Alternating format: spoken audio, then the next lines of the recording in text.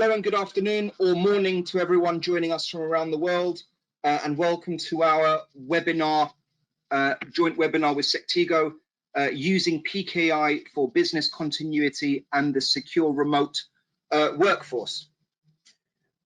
We're partnering with with Sectigo, who are platinum partners, and we're privileged to welcome Jason Sirocco, who is the CTO for PKI at Sectigo, and Tim Callan, a senior fellow at Sectigo, both of whom have over 15 years experience in public trust business, and whom both run a popular podcast called Root Causes, which I'm sure they'd like to put a plug in at the end.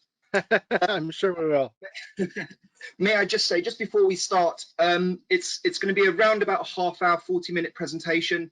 If anyone has any questions, please take the opportunity to write them down within the app, and we'll do our best to answer as many as possible after that. So without any further ado, Jason and Tim, over to you guys.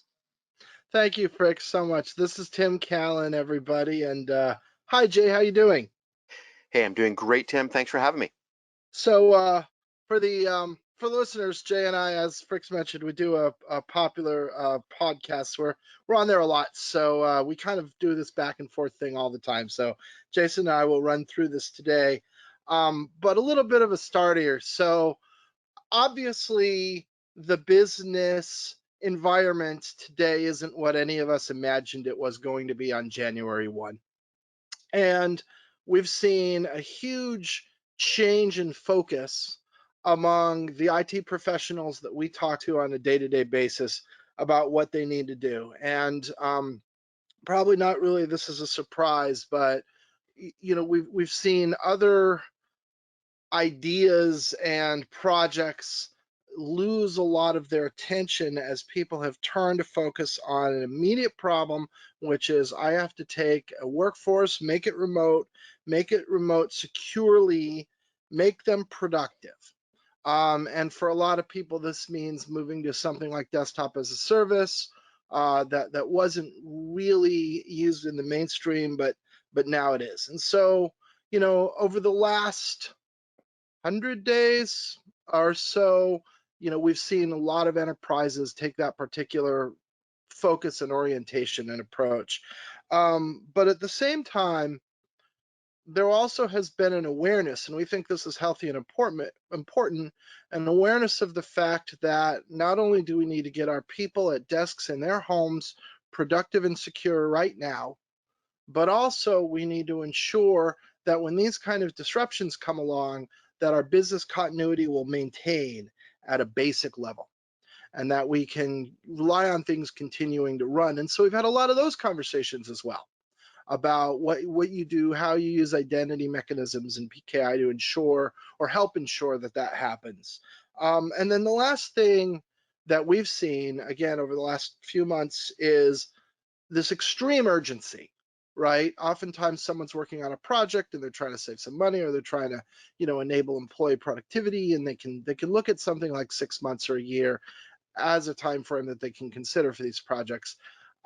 There's this incredible urgency, right, where people need this done ASAP, literally ASAP.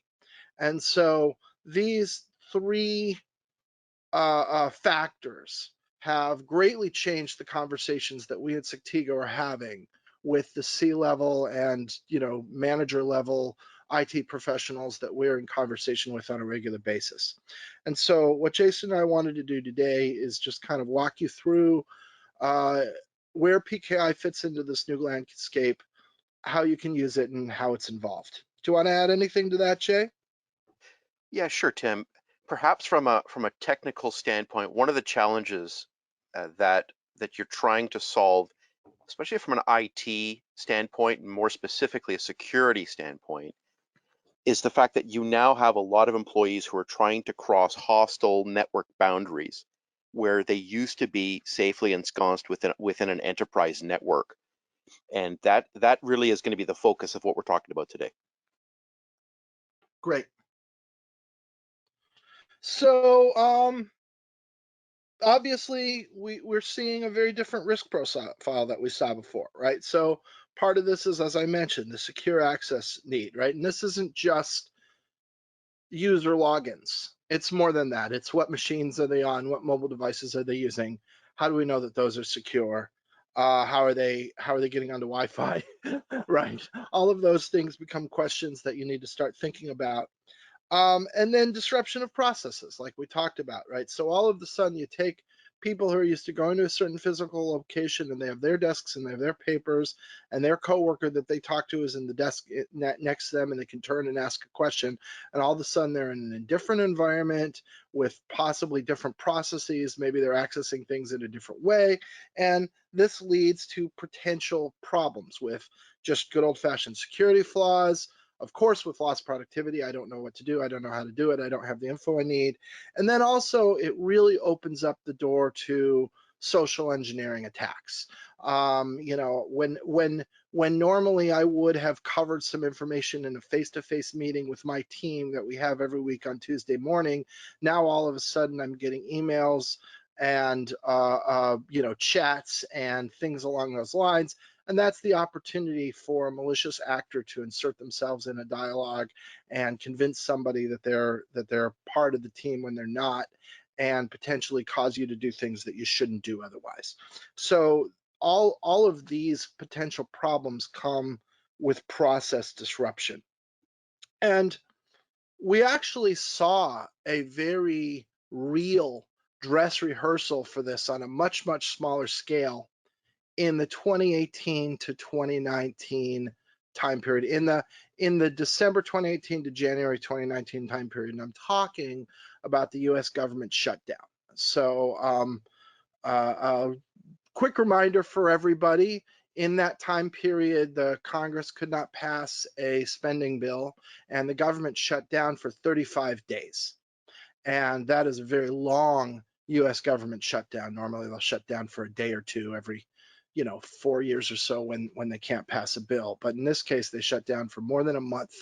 And we sat and watched government services just go offline because a bunch of people who went to work all day, every day like normal, one day were told, stop coming to work, and stop coming to work last 35 days. And what they didn't do was, update that certificate that was due for expiration, for instance, because they had been told to stop coming to work. And so we just sat and watched these things go down. Jason and I were already working on our podcast at the time, and it was kind of incredible. We podcasted on this. And there was actually one source, Washington Post, documented that in a single week, 130 government services stopped working correctly due to certificate expirations.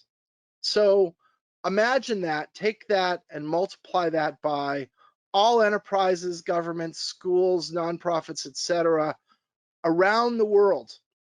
And you can see the potential for business disruption is absolutely vast. And so doing something about this and ensuring your business continuity is a very valuable exercise for enterprises to be thinking about right now. Jason, you want to add to that? No, that's great, Tim. I think that really what we're talking about here, for those of you again who are technical, for those of you who are Linux administrators, it really is not about doing less or transferring from a to a different job. It's more about thinking about automation in the sense of uptime for your enterprise and making sure that the tasks that are best left to a computer are left to a computer. That's going to be the theme that Tim and I talk about the most. Yeah, that's absolutely right. We talk about this a lot, but I'm sure we'll hit this here. So one of the things that we should do is we should talk about passwords. So obviously, if you got a bunch of people and you're going to put them at desks and you're going to put them in various places and you're going to give them some kind of access, you know, VPN or whatever, give them a credential, right? Give them a username and a password and get on with things. And of course, passwords definitely provide some potential problem here. So I've got some problems listed, Jay. Maybe I'll bring them up one at a time and you can say something about them. So private key never leaves the client. Yeah, so what we're talking about, Tim, here with this first bullet point is fundamentally the strength of public key infrastructure, or PKI. Whenever you're dealing with things like passwords, whenever you're dealing with things like symmetric tokens, what those essentially are shared secrets. So Tim, if you and I wanted to do business together, you know, I could Right. tell you, come over to my house, knock on my door 3 times, and then if I hear those 3 knocks, I'm pretty sure it's you. The problem Right. is that agreement of the 3 knocks, first of all, is not a great secret.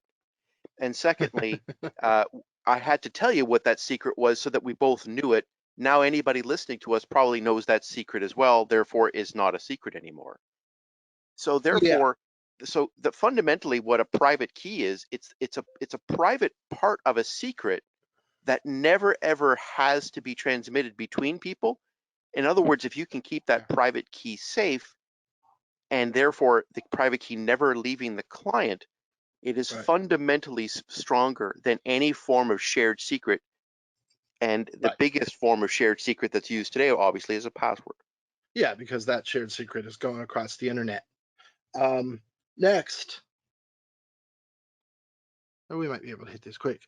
The private key cannot be, therefore, the private key cannot be stolen in transit, right? I think that's the therefore from what you were just saying, right, Jason? That's exactly right, Tim. All right.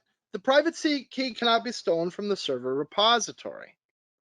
Especially if the server repository is using things such as a hardware secure element, sometimes TPMs, sometimes HSMs. They come in many form factors. Right. Yep. The private key cannot be broken by brute force. This is a big one too, right? Passwords can be guessed. People use a lot of dictionary words. People tend to use a lot of the same things and a lot of the same patterns. Um, there are a number of ways that you can try to break a password that you don't even just have to use every, possible combinations of letters and numbers and special characters in a row.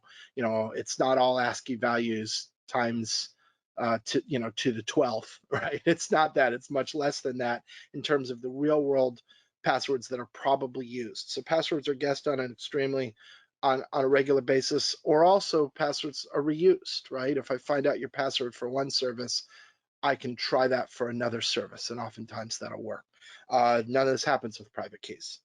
Tim, is that a typo? It might be. I think you meant to write the password can be broken by brute force, so that's all right. Oh, private key cannot be broken. Thank you.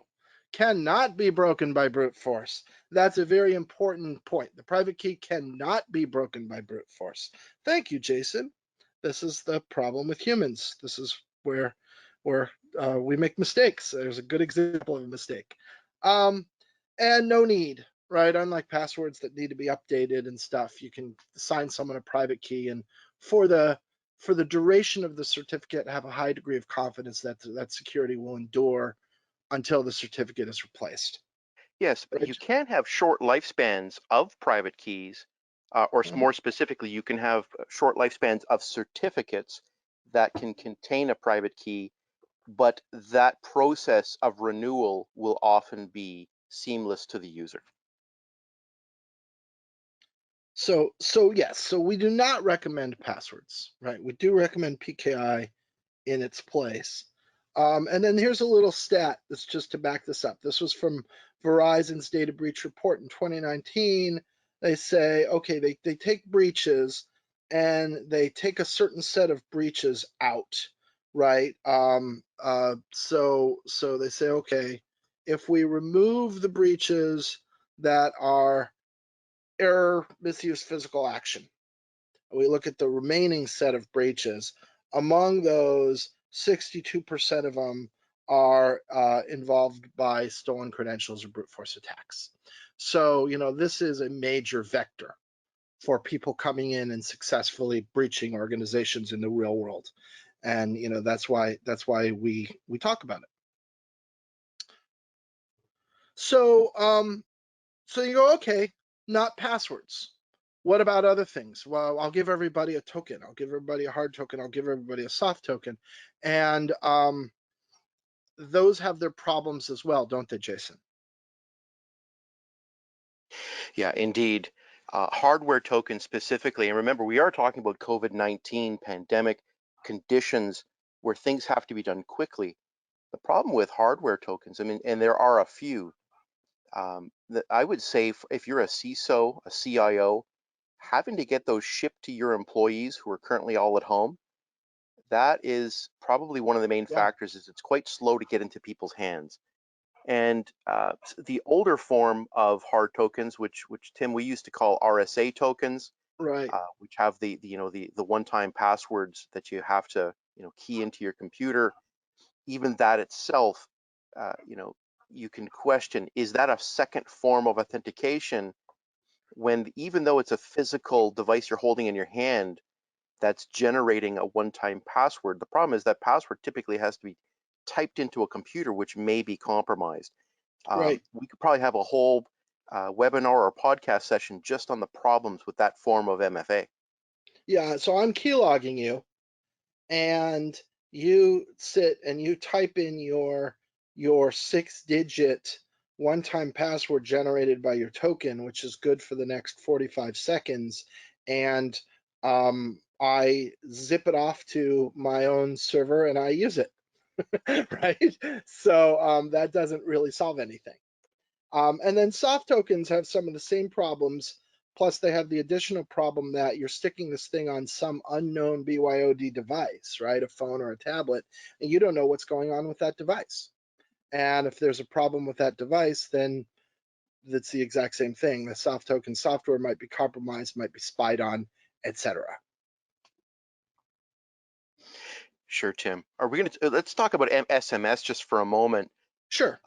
It wasn't, I'm thinking of the number of years I was in the field and still am when I hopefully get to visit customers again after this pandemic. But for those of you who may be tempted to implement SMS as a form of second step or second factor authentication, where the server itself, something within the enterprise network is sending out a text message. I've demonstrated at least 5 ways. I've personally been able to demonstrate at least 5 different ways to attack SMS back in the day when I used to show those kinds of demonstrations. Not the least of which now is SIM swapping, which unfortunately is a problem that I don't think the carriers have really come up with. In other words, any form of authentication that relies on there being a static phone number for an individual person or device is problematic.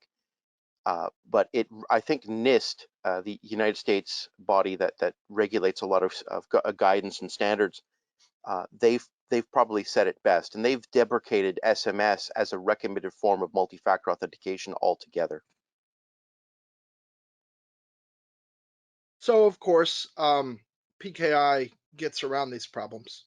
And you can see, you've all been looking at this chart while we've been talking, but it is not only more secure, but also just a much better user experience. I mean, the last part we didn't hit about with all these problems with these tokens is it's a terrible experience, right? I'm trying to get online, I got to stop and I got to fish out my token. I got to find this credit card form factor out of my wallet, and I got to stop and type the thing in. And I'm worried, what if I lose it? What if I don't have it? It's in my other coat. All of these kinds of things happen, and they hurt productivity. They create help desk tickets. They create anxiety for employees because they're always worried about that's going to happen, and that just becomes kind of part of their life. And you can get around those problems with a PKI based approach.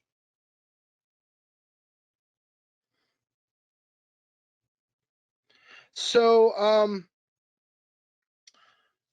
certificate automation. So we talked a lot about securing the remote workforce, but let's change gears a little and let's talk about this business continuity problem, right? We talked about what happened to the US government. People stopped reporting to work and these services started going offline. And what happens if your employees stop reporting to work because they're sick or because they have people who need care at home, or maybe they're just distracted, they're tired, they have lots of things going on, and they can make errors, right? They can not make it to work today, or they make an error, or something else happens, and you can have services go down because certificates aren't managed correctly. And of course, the approach to defend yourself against that is automation. And when we say automation, we don't just mean automation of renewal, although obviously that's the example I used was definitely about renewals, right? When you got these certs, they're expiring, and you need a new cert to be put in place. But also some of these other factors are very important. Automation of deployment. So when I'm creating new services, or when I'm expanding my footprint or anything along those lines, you can use automation right there to deploy your certificates and know that they're going to be the correct ones. They're going to be installed correctly. It's all going to be error-free. And it's just much more efficient. It's a better way to run things. And then discovery, which you see way over on the left, is very, very important, right? The idea behind discovery, and we talk about this a lot, Jason, don't we? This idea of rogue certificates or even rogue CAs. And yeah. Yeah, so rogue CAs is probably one of the biggest things to worry about, especially when you're trying to rush things during this time of COVID-19. And this is a problem in all forms of private PKI, especially because of the fact that there are a lot of things such as robotic process automation and DevOps, especially, where the instruction is to your technical staff is to set up a certificate authority. And a lot of times the instructions just to get people going will be to, hey, download this open source certificate authority and just fire it up with some basic Linux commands, and that should start pumping certificates into your system, and away you go. Problem is, I think a lot of the technical staff that you might have, which are not savvy to public key infrastructure, don't realize that there's enormous risks in not protecting that certificate authority properly. And that is, in fact, Tim, where we've spent a very large chunk of our professional lives is in how to actually protect those CAs. So yeah, so you have a bunch of there's a bunch of things that can happen, and this one you talked about is right. It's a CA that's done wrong, and then guess what? That CA has certs. Certs are issued against it, and once again, those certificates are going to expire. So think about this scenario: somebody who isn't really a PKI professional, who's responsible for putting some system in place, puts in a CA, uses that CA, issues a bunch of certificates. All those certificates expire in a year. Somebody's not watching that because this person isn't a certificate professional, or maybe this person isn't on the task anymore. Maybe this wasn't an employee, maybe this was a consultant or an agency. And then what happens is a year later, all of a sudden things stop working, and things stopped working because these certs expired. And this goes on. And the same can be true. You don't even need to have the private CA, right? It could just be somebody in the organization is working on software and they go get some certs, right? Oh, won't run without certs. Let me go get some certs. And they get some certs and they throw them up. And that isn't the person who's responsible for certificate administration. That person doesn't know the best practices. That person isn't paying attention. And guess what happens? A year later, bang, stops working. And nobody knows why. One day, all of a sudden, things aren't working and we don't know why. We all run around with our hair on fire, and it turns out that it was an expired cert. And this goes on all the time, right? Yeah, Just in the last, go on. even to major organizations. And I guess, Tim, the point that I really want to drive home here is the reason why we're mentioning this again is because we really fear that in the COVID-19 era right now, in the rush to get things productive, that these mistakes, which are already common, even in large organizations with the resources to handle it, I fear that we're going to see this a little more than this exact scenario you said of people just downloading certificates from just somewhere and then expiring through time. I hate to see what things might look like 90 days from now or a year from now. Absolutely. You got somebody says, this is an emergency. It's an all hands on deck situation. I just got to do whatever I got to do to get to home plate. And then, oh, okay, everything's running. Woo, put it out of my mind and don't think about it again. Well, you're going to think about it again in 365 days, right? And so you're exactly right, Jay. And so part of what you can do is, the good thing about discovery is it's a little way to backstop yourself on this, right? You can go and you can say, okay, what corners maybe got cut over the last 3 months? And oh, I found all of these certificates I didn't know about. Great, let's get them under management. Let's get them compliant. Let's get them under automated renewal. Let's put them in our reports and our dashboards. And all of that really helps. And that is something that you can do, and that's where discovery matters. But of course, discovery, once again, that's an automation function. The way you do this is you have something that crawls through your space and it finds these certificates and reports them. So, one of the other things I think that's worth pointing out is that we're not just talking about a simple environment of, own servers sitting in racks in an air-conditioned room you have with a drop floor. Like that's not the real environment we're in. You've got to think about all of the places that you have digital identity needs, right? You've got stuff going on in public cloud and more than one cloud, surely. You got DevOps environments. We talked about remote employees and BYOD, and a lot of different systems, right? Like once upon a time, everything was just Microsoft stack in the enterprise. And that's not true anymore. We got Linux and Microsoft, and we got Apple desktops, and all this stuff is all kind of mixed together with IoT devices, with BYOD devices, with public cloud, with DevOps applications, and all of this stuff has PKI, and all of this stuff has certificates. And so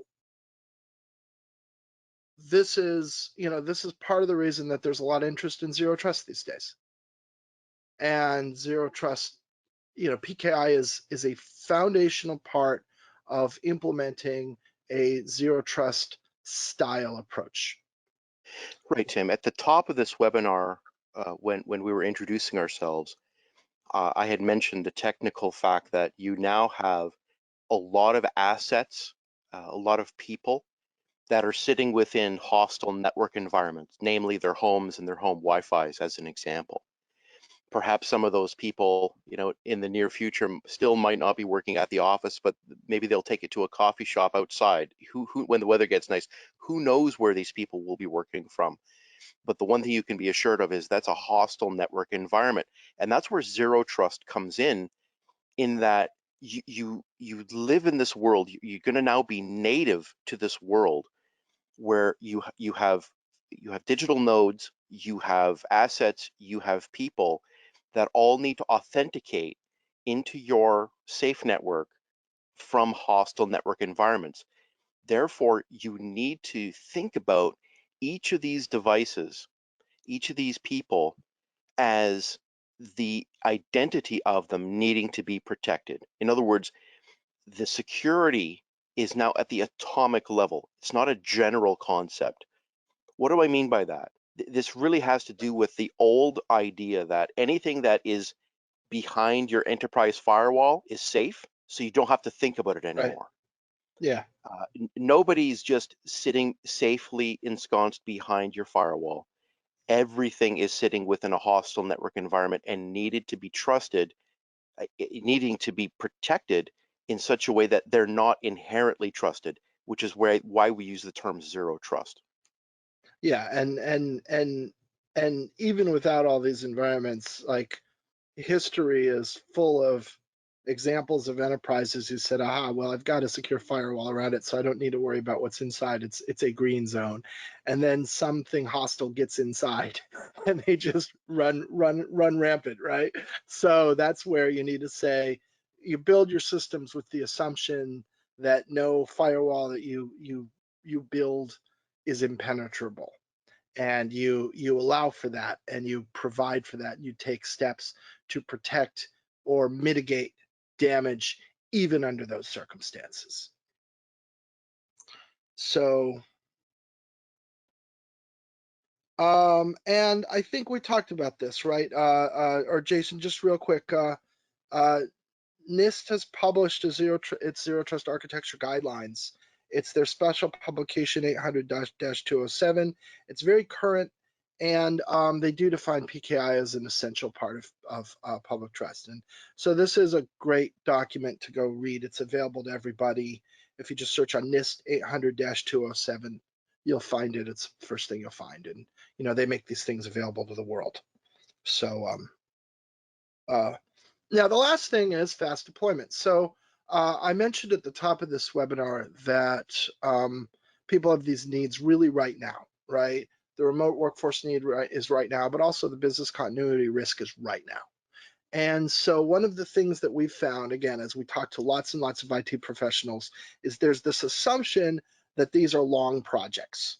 People go, okay, well, if I get going on this now, then, you know, maybe by the end of the calendar year, it'll be up and running. And so we just want to take this moment to say that is not the case. That is not a requirement at all. We believe that anybody who wants to do this can and should aim for deployment in not more than 30 days. And we do this with customers all the time. Yeah, and So, yeah. Tim, Go yeah, ahead, Jay. this is an enormous sea change that we've witnessed in the past few years, where public key infrastructure and more specifically key management and certificate management have changed so that we can boast to being able to bring customers online for private trust scenarios in a very short order compared to what it used to be, Right. say, more than 5 years ago. Yeah, so if you looked into this 5 years ago and you said, oh boy, this is going to be a custom development project and I don't have the developers and I don't have the savvy and I don't have the time, it's worth taking another look because things have been updated in a significant way in terms of the deployability, the automation, and the usability. And, you know, this, what you love to call purpose-built PKIJ is a very real thing now where you can get, you know, get something that is with a little bit of configuration ready to go. So, all right. So I promised you we would do this. So Jason and I do run a podcast on a regular basis. It is called Root Causes. We go deep on all kinds of different aspects of PKI and digital certificates, including everything that we talked about today and more. Just search for Root Causes PKI. You'll find it wherever you listen to your podcasts, you know, iTunes, Spotify, SoundCloud, etc. We're on all of those places, and we would love to have you join us. And with that, I think we are ready to go to questions. Let me see if we have any questions here. Okay, I see one. Hold on. I'm figuring out this interface. Okay, here we go. So, okay, here's the question. I guess this came up while we were talking about automatic discovery. What kinds of certificates can automatic discovery find? So Jason, automatic certificate discovery, what should they expect to discover? Sure. For the most part, anything that's sitting in the file system or in a directory. That's the short answer. Longer answer to that is publicly trusted certificates, so SSL type certificates, DV, Right. OV, EV type certificates. Yep. We can find that on the file system of web servers. And there are also certificate types, privately trusted certificate types as well, that might be sitting around your network that are employed for purposes of perhaps VPN, perhaps for the purposes of desktop as a service, and other types of authentication certificates that might be sitting either within an Active Directory service or sitting on a file server somewhere. The ones that are going to be more difficult are things such as IoT type certificates, where the Right. certificate may only be sitting, you know, on a constrained device out in the field somewhere. Sure. What about, I would guess maybe code signing and document signing certificates you're not going to find. Are you going to find those, Jay? Yeah, you probably will, Okay. Tim. So absolutely. So your SMIME certificates for email, absolutely, and additionally, discovery of SSH keys that have been put into certificates, which is a newer form of technology, but those can be discovered as well. That's great. So that's maybe not all, but that is a whole lot that you can find and bring under management. And again, this can be public, but also private, right? It can be your own CA as well. All right, so let's see, what's my next question? Next question is, okay, yeah. So the question is, so you say all these advantages of tokens, these disadvantages of tokens. Why is it that people are still using tokens?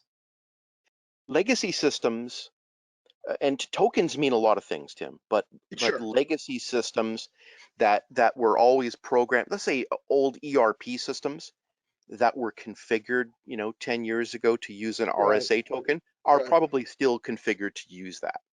Yeah. And so God help anybody who has to log into 3 or 4 or more of these systems, because they probably have a very large keychain, a lot of holes in their pocket. Right. But we're also, tokens, there are forms of soft tokens, which means that you could have a mobile app. I must have at least 4 different mobile apps I use right now for one-time passwords to be generated off my phone. Right. So those are also forms of tokens. Those are soft And tokens as well. there are also other newer forms of hard tokens, FIDO2 protocol based, which allow you to essentially have a key pair stored in a form of hardware secure element in a form factor such as a USB stick, and those could also be considered tokens. So yeah, and so a lot of it is you've been doing it this way for a long time, and switching those systems out is going to be tough, and that's sort of a long-term project, not an immediate project.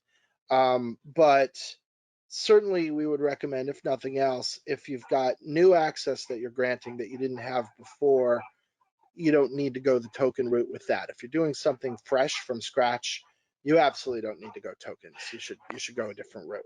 Yeah, Tim, I think the point we want to drive home here is, because this is a podcast around people trying to deal with COVID-19 from an IT perspective,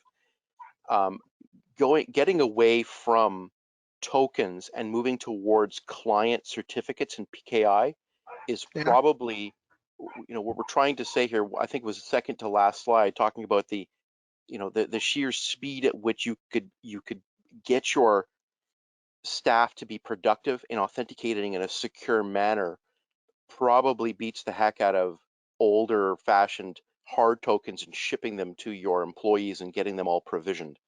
I think Right. that Yes. this is really the heart of what we're trying to say here. Yeah. Okay. Next question. So who uses the NIST guidelines? So we talked about the NIST we talked about a couple things from NIST. NIST's deprecation of certain kinds of authentication. We talked about NIST zero trust guidelines.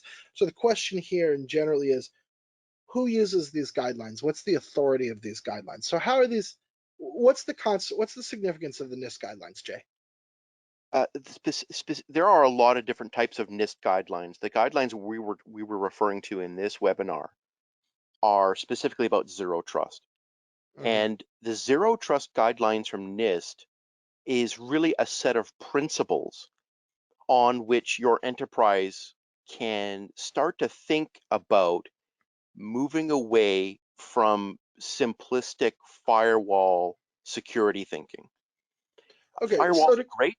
Firewalls are absolutely fantastic. You would never build a car without doors. You'd never have an enterprise without firewalls. Right. The problem is since you now have employees and assets, you have all sorts of digital nodes that are no longer just simply sitting behind that firewall. You need to think about protecting those things at the atomic level. In other words, the identity of a device that's sitting outside of your firewall network needs to be thought about really hard. And it's not just authentication, it's also the authorization. If you have a printer that's sitting out in, somebody's, home network that's now, connecting via Wi-Fi into the enterprise network, and that thing gets infected with malware, if you knew that printer, which is now connecting into your finance network and the crown jewels of your company, you should know that that's a problem. And zero trust is a set of principles that really helps to get to the heart of this principle of least privileges holistically within your enterprise. That really is what it's all about. It's bringing together a number of technologies, not the least of which is PKI, to have a better sense of a more secure environment for your enterprise. So think of the NIST guidelines as some very smart computer science people who were well resourced, did the research for you, and put it all together in one place where it's easy to navigate and read and understand. And you can use these to go away with, good principles. It's a how-to guide, as opposed to this being, let's say, a compliance requirement. So you're not going to be audited against this. This is more that this is an asset that's available to you that you can use to adopt and operate this kind of, computing strategy, this kind of identity strategy in a secure, reliable, best practices fashion. And Tim, since you Yeah, have this root causes slide up, we did actually have a podcast on this very subject for anybody who's really interested. yeah, we had a podcast on every subject. Yeah, we did. Yes. Right, guys, just interrupt Yeah. it. It's 2:45, just conscious of time. I think we might have time for one more question, Excellent. possibly. I have one picked out, so let's do this and we'll call it. So, and maybe we can answer this one quickly, because I think we've touched on this. The question is, zero trust is a complicated thing to implement. Can I really get this done in 30 days? So let me jump in here. I don't think we were suggesting that you would do a complete zero trust strategy in 30 days. Zero trust can mean a lot of things. There are many degrees of execution. There are many degrees of granularity and thoroughness and coverage. But I think what we were saying is you could have a PKI implementation that would cover the basics you needed for digital identities, for your, for all the different environments we listed and your work from home employees. And there's every reason you could be up and running with that in an automated fashion in 30 days. Now, zero trust involves policies and governance and all kinds of other things, and that may take some time. But you can get that identity foundation up and running, and you should expect that to be fast, not slow. Do you agree with that, Jay? Tim, let me give you a perfect example of this, and then we'll finish this off, which is, let's say you're a CIO, CISO right now, you're pulling out your hair because of COVID-19, you got to get your people productive quickly and in a secure manner. One way that, 5 years ago, 2 years ago, you might have thought about this is just to give everybody overprivileged VPN access with username and password. Bad idea, right? A lot of problems with that. We could have 2, 3, 4 webinars on the reasons why that could be problematic. I'll give you an alternative right now for you guys to think about, which is desktop as a service. You now have people working from home. Goodness knows what computer they may be working on. Maybe it's enterprise issued, maybe it's not. But you want them to be productive within a controlled desktop environment. That controlled desktop environment can be in the cloud. Your technical people in your enterprise can be controlling it. The one problem that's left for you is how to authenticate your staff into that cloud environment, how to get them productive within that remote desktop. Well, it could be done by a very weak secret, a username and password. As we said at the top of this webinar, is a bad idea. The better idea, set up a private PKI quickly, and then get those employees provisioned with those private keys in a very secure manner, and that will allow them in a zero trust type of thinking to be able to authenticate into that cloud environment, so that then those people are now working within a controlled and secure desktop environment and be productive very, very quickly. When we say a 30-day turnaround, that's the kind of scenario where you could go from disaster to everybody being productive in a very short order, Tim. That's what we're referring to.